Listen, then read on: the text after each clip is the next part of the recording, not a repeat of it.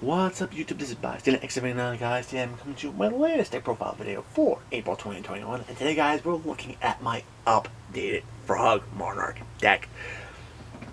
Frog Monarchs or Monarchs have been around for ages. The Frog engine just works insanely well with Monarchs being able to put bodies on board for you to tribute off to summon your monsters. Very easy, and with the introduction of FXC's monsters, you're able to bring out some pretty powerful cards that can negate or even be utilized as link summons, so you can climb higher into the link chain and disrupt your opponent even further, which is always very awesome. This deck has been geared specifically towards this meta, and I can tell right now it does work very well, and I personally can't wait to show you. So without further ado, we're hopping into it. Alright.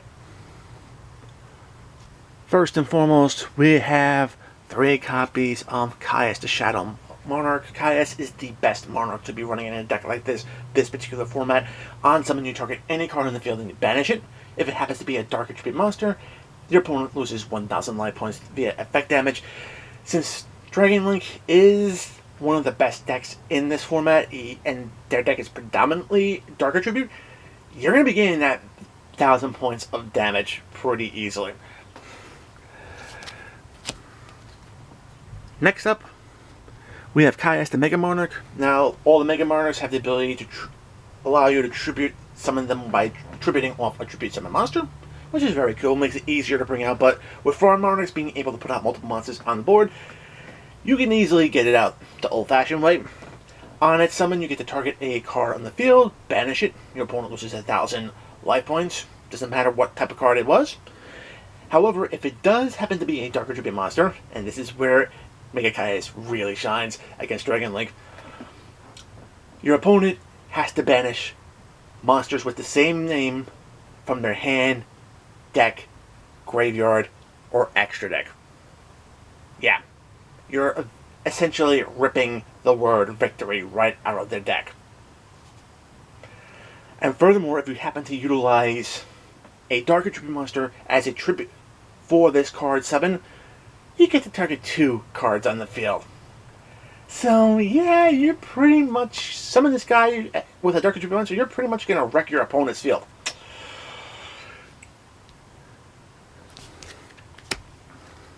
Some other level 6s to utilize. We have 2 copies of Majesty's Fiend. Majesty's Fiend has a continuous effect when it hits the field. Your opponent's, actually neither player is activating monster effects, whether it be on field, in the graveyard, in the banish zone, from their hand. They can't activate monster effects. It pretty much is a great lockdown card when you're ready to go into endgame and win the duel. To help further emphasize that point, you're also going to be running 2 copies of Vanity's Fiend. Same thing with Majesty's Fiend. Continuous effect when it hits the field, neither player special summoning. So yeah, either of these cards can help you win duels against Dragon Link, and it just can wreck them so bad. Now, for the frog part of the deck, we have the Great Old Frog Engine. 3 copies to swap Frog. You can discard a Water Attribute monster from your hand to your graveyard to special summon Swap Frog, and then whenever Swap Frog is summoned, you get to send a Aqua type monster from your deck to your graveyard, essentially giving yourself a Foolish Burial, setting up the Frog Engine, allowing you to basically bring out Ronin Totem, and from there, get your tribute summons, or go into your rank 2 plays, or even like someone with them. So yes, the Frog Engine does multitasking in this particular version of the deck, and it just works so well.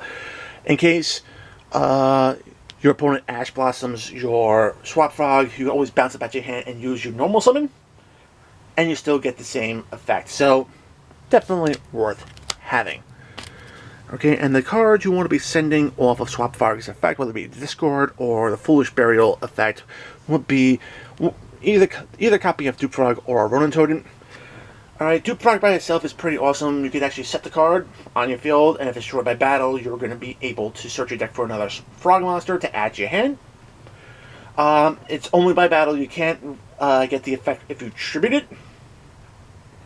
Primary reason is because it says when this card is in the graveyard, not if this card is in the graveyard. And since when requires the card to be the last card to activate in the chain, and you're summoning a monster, which is the last thing that happens, yeah, you're not getting the card. You're not getting to search. So only when it's destroyed by battle or card effect. Of course, we have Ronin, banish, dupe, or swap frog from the graveyard, the special summon onto the field. Great for tribute, or going into your link or Xyz play. So, yeah. That's for the frog engine. Hand traps. 3 copies of Ash Blossom. This card is basically in every deck now. Everybody knows what it does. It's pretty much a must in this deck. Or any deck.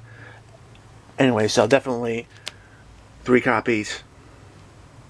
I'm running 3 copies of Fantastical Dragon Phantasme. Phantasme is just huge, especially in the matchup against Dragon Link, primarily because whenever your opponent Link summons, you can special summon this guy from your hand, and then based on the number of Link monsters, you can draw cards into your hand +1. So if they have 2 Link monsters, you draw 2 +1 extra 1, and then you have to send 2 cards back from your hand. So you can actually fix your hand so you can get more hand traps into your hand to interfere with your opponent, or just set yourself up for a very awesome play on your opponent's next turn.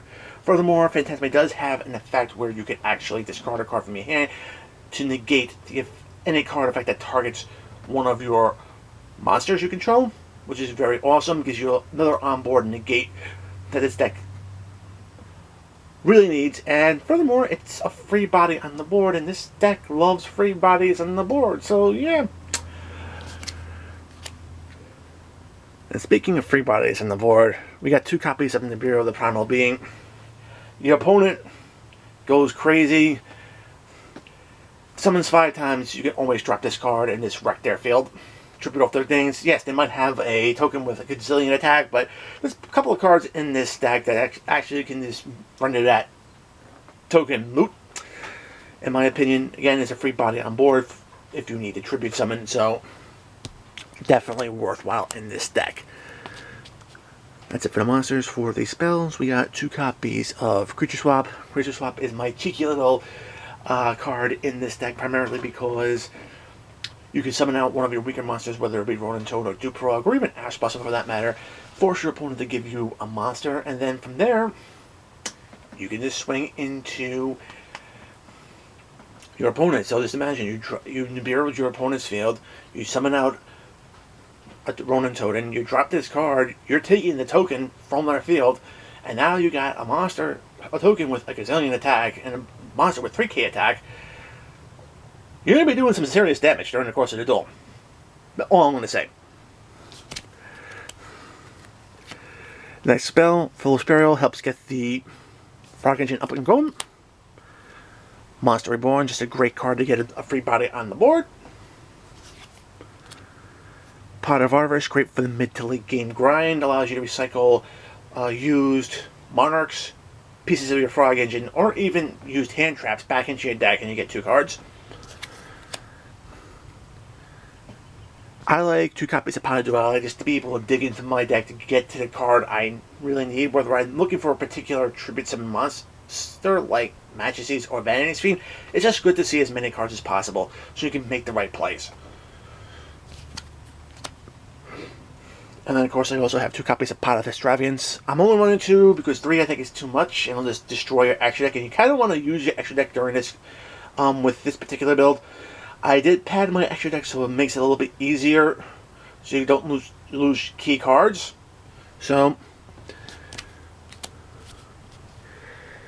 and then, of course, we have 3 copies of the Monarch Stormforth. Always welcome in any Monarch deck, primarily because it allows you to use your opponent's monsters as tribute fodder. And it's non-targeting, which is just great. 1 copy of Upstart Goblin because a free card is a free card. And it's not bad. And then, of course, we have 3 copies of Infinite Impermanence. I know a lot of people might want to run things like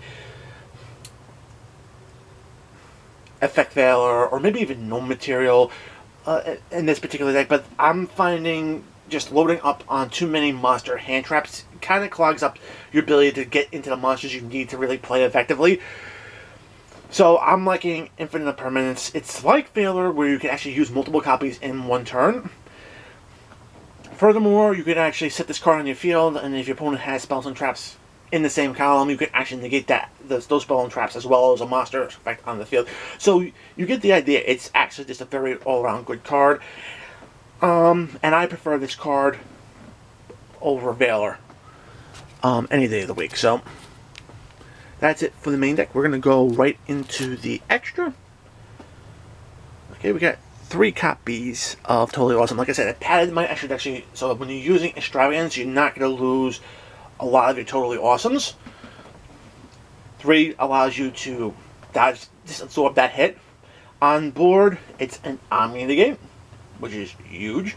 Can negate monster spells, trap effects, and not only that, but steal their opponent's resources. So if you negate one of your opponent's monster's effect, you're actually getting that monster on the board, which means, and a Monarch deck, a free body on the board, means you're getting to summon another monster during your turn. Furthermore, you can actually summon out another frog monster from your deck to your field. Again, more bodies means more things you can do with this deck. So, yeah, all around, it's just a great card to have in this deck. Okay, we have 2 copies of Kachika Kanetsu. This is an old school Frog Monarch Xyz monster, but it's an old school play that works, in my opinion.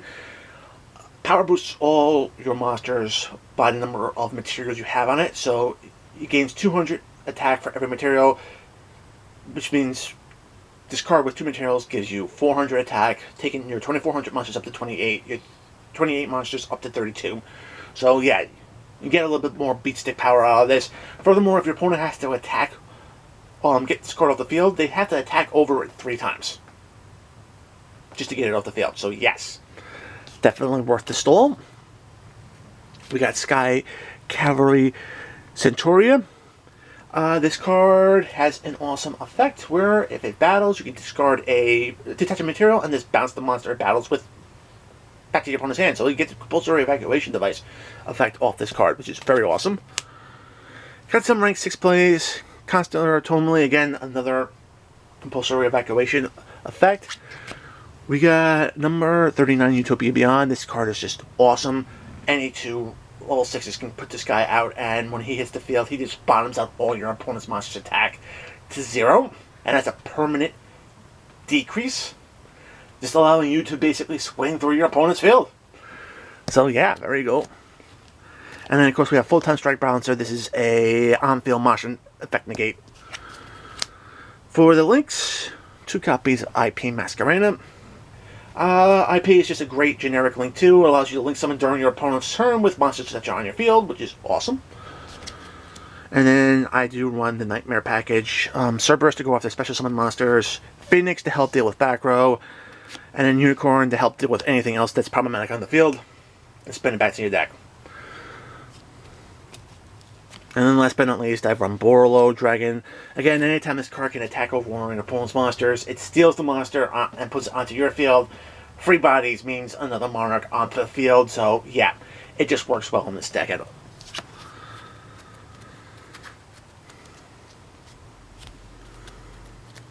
Guys, that is it for my Frog Monarch deck profile for the April 2021 format. Guys, I do hope you enjoyed it. If you did, make sure to give this video a thumbs up. If you want to see more content like this on my channel, make sure to subscribe, enable notifications so you don't miss any uploads. Check out the description box below. Find the links to my affiliates, tcgplayer.com as well as sidedeckversus.com. Great resources for any Yu-Gi-Oh player. Find my Discord invite link from my Discord server. Join the conversation. We'll love to have you. And follow me on social media. And as always, guys, until next time, peace.